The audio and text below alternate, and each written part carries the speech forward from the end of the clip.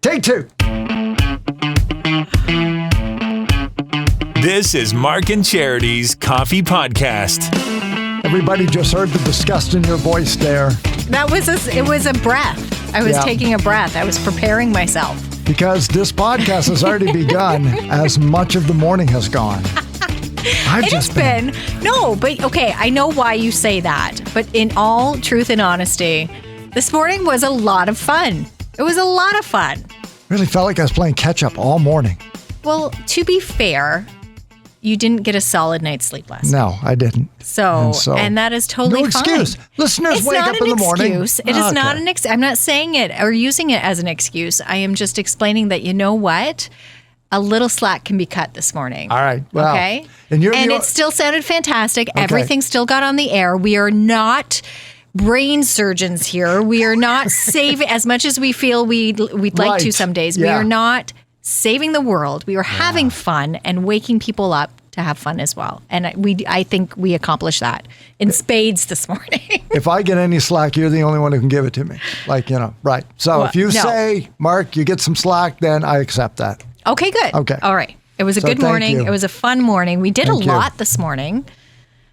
Mateo Roach is the current Jeopardy champ. 16 episodes? Somebody said 18. 16. 16. Last night. Last night was her 16th. Earlier in the week, she was given a Canada question that she got correct. Whew, that was close because she's Canadian, by the way. Yes. And the audience applauded her. From the East Coast, currently lives in Toronto. Which, led into how well do Canadians know Canadian things. This is the way that we went this morning. So we've taken it a step further now, and Charity has a Canadian quiz she's going to put me through, Mr. Brainiac. Are we going to do it right now? No, we're going to do that in a few minutes. So you hang in for that. I wanted to go right off the top with the mayor's breakfast this morning. As I said, big morning. First time in 3 years, our mayor has been able to have his annual breakfast and talk to people here in the media as well as people in the community and throw it out there, what we've done and what we're going to do.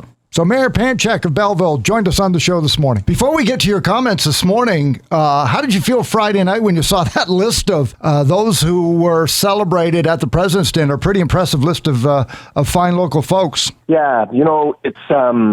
COVID has done a lot of really, really bad things, but I think one of the good things is it makes us appreciate what we had. And when you get a list of people who have contributed and built our city, it just makes you, I think, appreciate it. And after COVID, I think we appreciate them more. It's sad. A couple of them weren't there, that they had passed away, so they were recognized. But the ones that were still here with us was wonderful, and we're lucky because really we wouldn't have the city that we have without them. So you've waited 3 years to have this in person, Mayor Panciuk. What is going to be shared with everyone this morning? Well, this is the annual, it hasn't happened for a couple of years or 3 years, but it's the annual State of the City. And so the mayor is supposed to come before the members of the Chamber of Commerce and give an update. And so we'll certainly do that. But we're going to spend a little time reviewing what exactly we came through because, it was a big step. I think that actually we come out of COVID stronger as a city, stronger as a community. We've rallied behind ourselves, behind each other. We have really performed well during it, and our economic strength is there. And so, the state of the city is strong. We have excellent prospects for the future. I'll be going through a list of not just achievements and accomplishments for the last 3 years, but also what's next for the city. And it's, I'm very excited about it. It's, we're in good shape. We knew that we were a good community, but we also found this term that outside organizations have recognized that. And I'm thinking specifically of Maclean's magazine picking us as the 4th best place in the country to live. Mm-hmm. We've seen the statistics from U-Haul that we are the top destination in the country for people to move to. We have seen, national rankings of the 7th best place in Canada to retire. Business View magazine, which is an international publication for investors, has picked Belleville a couple times to feature. These are all outside validations of what we knew, which is that we live in a wonderful place. Belleville Mayor Mitch Panciuk on the Mayor's Breakfast this morning with the Chamber of Commerce.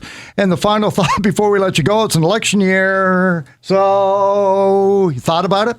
Well, yes, and there'll be an announcement coming in the next little while. I've been working, I have been really focused on the last budget that we just passed a few weeks ago, and that was probably the hardest budget that we've had this term, just because, we're now seeing inflation affecting our operations, and we've had really good low tax rate increases this term. But, I'm also focused on this morning. I really have been putting a lot of work into thinking about what I want to highlight, because I can't talk about everything that's happened. And I'm expecting visitors next week. Our sister city from Lahr, Germany will be in Belleville, and we've been focused on making sure that the program and the agenda is good for them. So once I have that, I'll have a little bit of a breather, and then we'll make a decision as a family, and I'll let everyone know. Okay, great. We appreciate it. Thanks so much for the time this morning, Mayor Panciuk, and have fun. Enjoy this morning. I will. Well, thank you. Good on them. I gotta listen. I got a stern finger wagging from the mayor. See, you took it as stern. I just took it as, okay, listen, this is what we've been doing.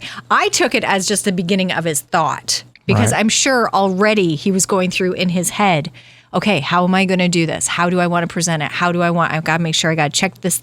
Like, I'm sure there were a lot of wheels turning this morning for him while he was talking with us. See, I'm a husband. When I hear listen, immediately my back gets up like, oh, okay. See, and I hear it and I think, that's fine. Because no husband would say that to his wife, listen. So when I hear listen, it's like, all right, what did I do now? Fair it's either enough. the mayor or my wife is telling me to just knock it off. See, right. and Sorry, I Your liked Worship. it out of that is when you asked the question about whether or not he had given any thought to the election coming up this year. I thought that was wonderful how you asked him about that. Well, a proper journalist would have said, have you made any consideration on a re-election campaign? So I say, thought about it? It's none of my business, but, So there's an election coming up. Any thoughts? What do you think? Anything? Anything come to mind? Has that crossed your mind? But, we'll find out. And as Busy he guy. mentioned, Busy guy, though. Our friends from Lahr, Germany, our Yes. twin city, Yes. is going to be here next week, next 10 next days or week. so. And I think they're going to be touring. We may get a shot to get them. We should get them on the podcast. That would be sit so down, much fun. see if we get some time with them. They're That would busy. be very cool. Very interesting, though, It would be. to speak with them. And I think about all that's going on in Europe. Well, exactly. That's exactly where my mind's going, to be right there in the midst of it all, and their thoughts on that. Because there's that little bit of me that keeps thinking, and the mayor talked about it just, yes, it's been a horrible 2 years for the pandemic, small business, the whole thing. But we've still weathered it far better than most. There's a lot of positives to come out of it for us. To feel pretty good about living in the Quinte region. Absolutely. And I'm sure we'll get that in spades when we meet our friends from Lahr, Germany in the next week or 10 days now or I so. want to. Okay, yes. Let's track them down and see what All we right, can arrange. let's get them in there. Okay. Good. All right. So Mateo Roach is the current champ on Jeopardy as we record this. Oh my gosh! I hope we don't jinx her. So far, she's had 16 wins. So her total right now, and thank you to the listener who broke it down both in U.S. and Canadian dollars. Okay. Right. So on the show, she has won $368,981 U.S. U.S. In Canadian dollars, $4 billion. she has won $473,828.80. Closing in on Elon Musk figures. Yeah, she's Congrats really on that. racking it up there. So Big 16 question wins. she was asked in the category, the ends of the earth, were the three of the four maritime provinces begin with N in Canada: Newfoundland, Nova Scotia. What's the third? Of course, New Brunswick. Which is where she's from. So nailed it. But for that, she got applause from the audience. Like, oh my gosh. They were amazed. Yeah, it's like me with Egyptian pottery. Like, I'll take Egyptian pottery for 1,000. Like me getting that right. Oh my gosh. And it was double jeopardy. So there was a little bit more on the line. But still, they were amazed that Impressive. she knew it.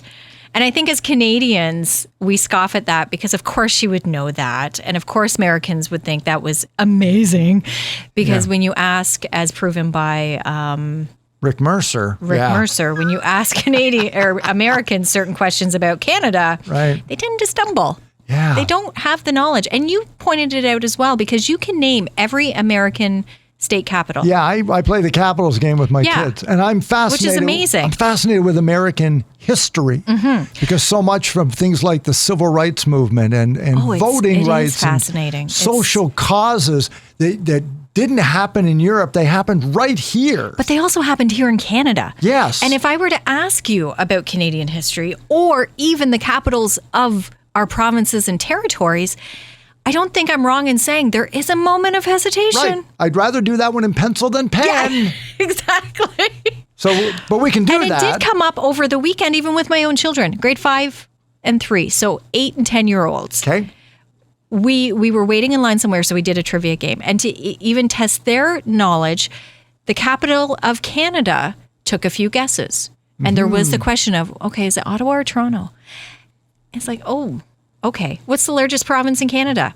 Again, a few guesses. Had some city names thrown out. As provinces. As right, provinces. yeah. I was like, no, they got there eventually. Sure. It's kind of like, okay, Yeah. we need to go over this again. What amazed me was when asked, what is the largest, and again, I know it's not when you say landmass, you go to provinces, but the largest landmass in Canada, just below the Canadian Shield. Which is number 1, right? Which is number 1. When you asked me on what there, is I the jumped second right largest? to the Rockies. Yeah. It's the Hudson's Bay lowlands. Didn't even know it and was a they thing. got that. They got it, right. Yeah. And I'm standing there going, oh. But they didn't don't get know. who the first prime minister was. No. Even with all the controversy of today with the No, they statue went in American. Picton. Yeah. Some American names got thrown out. Yeah. And you're right with the statue. But I think they're still too young for Yeah. that controversy should right know now on the that name. subject. They should know the name, and they didn't. We did have to give them Sir John A. Macdonald's name. So there's just some of this stuff in Canada that we Yes. don't know about Canada. And so, of course, you know me. Let's play a game. Yes. So you've managed to find a quiz. I have. And So we're we're gonna going to play. do some Canadian facts and stats. Okay. Facts. Canada facts and stats. So these are just random things across the board. Okay, covering All right. everything. Canadiana. Canadiana. How many national historic sites does Canada have? Wow. Okay. Well, oh my gosh. Under 1,000. Under 1,000, but I'm going to say I bet you so many here in Ontario and Quebec, like Upper and Lower Canada. Yes, because this is across the So country. I'm going to say we have 350. 997. Wow. There's a high-low question right there. There's right there. 997 national historical sites sites. across Canada. Name them. What percentage of the world's exports of maple syrup come from Canada? The world's exports, what percentage? Come from Canada. Canada. Maple syrup. 80%. 82. Get out, really? Yeah. I was afraid you were going to say, Mark, 40%. Don't be ridiculous. Because that would have been a huge number. Yeah, 82%. 82% of maple syrup, the world's maple syrup, comes from Canada. 82 out of every 100 bottles around the world, 82 have a maple leaf Go. on them. Yeah. Wow. Per capita, what does Canada have more than any other country in the world? Beer drinkers. That's a very Per capita. Oh, wow. Per capita. What do we have? I don't know. donut shops. Whether you want to go Tim Hortons or not. Yeah. Donut shops per capita. We Lead have the more world. than any other in the world. Not allowed to complain. You can't find one. What percentage of Canada's population lives in cities? Lives in cities. Great question, because I know a part B to that one. Okay. Lives in cities. I'm going to say it's lower than I'm going to say 60%. 81% 81, of okay. our population lives in cities. That's still 1 in 5 that don't. Exactly. And But still, Canada's a huge country. For most of our population to live in cities, Yeah. that's a lot of area that there isn't people in. And I think there was a question to what percentage of Canadians live within 100 kilometers of the American border? Oh, Like okay. you think about that, and the answer to that is over 70%. Like you think of that ribbon of just 100 kilometers. Yep. Because we are, like the Great Lakes, right? Like we are, as a crow flies, within 100 kilometers. 90% of Canadians live within 150 miles. Oh, okay, that's the answer. That's I knew what it was it something is. like Yeah, that. of the U.S. border. And Yeah, those it's that on aren't here too. live in Edmonton. Like that's it. It's Just so true. Edmonton. That's it. That's so true. Here's another one, and we're going to save this, I think, for July. Okay. During the Calgary Stampede, Right. a big event in Canada and around the world, certainly, how many pancakes are served? Oh, Think about the maple Stampede. syrup, Yep. but how many pancakes? This is a great, we're so 'Cause keeping it runs this. Mm-hmm. like 10 days, right? 12 days? Runs a long time. I'll say, I'll be ridiculous. I'll say 3 million pancakes. Okay. Higher or that, lower? Lower. Okay, good. That is 'Cause a that's ridiculous ridiculous number. I will amount. under a million. Under a million. But still, that's just I know. so, it's a crazy amount of because pancakes to serve during a stampede. I'd say. 850,000. 200,000. Okay, that's still a lot. That's a lot of pancakes. Yeah. But we have the maple syrup to cover it. So, Holy smokes. but yeah, That's those are just 10 random days. facts. That's 20,000 pancakes a day over 20 days of it. That's, yeah. It's crazy the amount of people who attend. But you had one more question when you were teasing. You said, what is the only tax refundable thing that you can buy? Yes. What surprising store-bought product is tax deductible here in Canada? In Canada. So you can put this on your tax return if you bought this.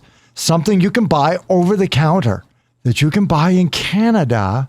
Store-bought product. Store-bought. Tax deductible here. Here. Which I never knew, which I'm going to now keep track of. Because taxes are due. Yes. Saturday, April 30th, tax day's coming up. I don't know what it is. Dog food. Wow. Store-bought product, tax deductible in Canada, dog food. I never knew that. Wow. That's awesome. That's amazing. Humane Society is getting a huge return. Yeah, they must be. An enormous tax return. But here in Canada, it is a tax deductible purchase. If you didn't know that, call your accountant now if you have yet to get your taxes in. Do you know what the two national sports of Canada are? I'm going to say hockey and lacrosse. Correct. Is that correct? Yeah. Okay. Whoa. Oh, what globally adored board game was invented here? That's an easy one. Now that I Trivial think about it. Pursuit. Yeah. Yeah. Hey, let's save some of these because I want to go out in a winning streak. I feel good. I feel good about myself. Okay. Oh, no. One more. All right. What does Canada have that is the longest in the world? Shoreline.